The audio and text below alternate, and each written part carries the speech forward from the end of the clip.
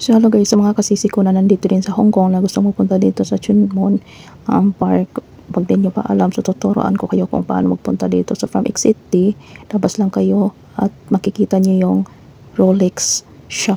Pagdating nyo sa Rolex, lumiko kayo sa right side. So dito diretso lang kayo sa right side hanggang sa marating nyo itong Decathlon. So diretso lang kayo. Diretso lang. Tapos dalawa dyan left side at saka right side. So dito kayo dumaan sa may left side, dumiretso lang kayo hanggang sa makita niyo yung may letter C. Ayun. So pagdating niyo naman dyan, diretso lang. Sa left side is escalator, dito naman sa kanan is elevator. So dito ko dumaan sa escalator, mas mabilis. So pag baba nyo, diretso lang din, may makikita kayong pinto na salamin. Yan. Dyan lang kayo papasok. So maganda dito sa Chun Mon Park kasi malawak siya. Tapos presko, madaming puno. Hindi siya masyadong crowded. Masarap dito tumambay lalo na paghapon. Marami ka ring mauupuan. So hindi mo yan problemahin. Marami tayong mga kababayan dito na tumatambay.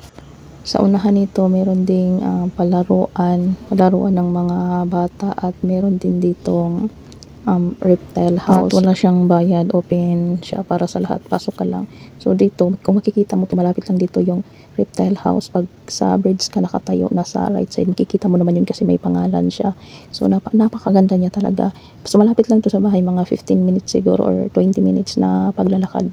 So malapit lang siya. Galing ako sa bahay ng boss ko, naglakad lang ako papunta dito.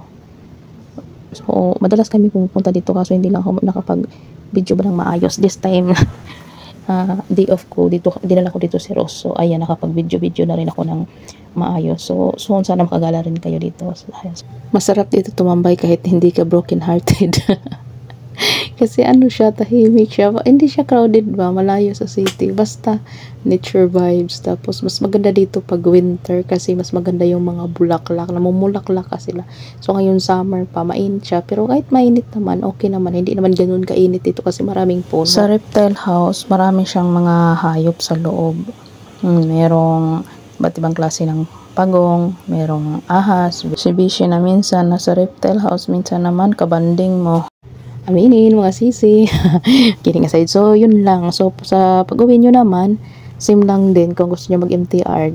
Kung saan kayo dumaan papunta dito, doon din kayo dadaan pabalik sa MTR. Yun lang. Maraming salamat sa panonood. Follow for more.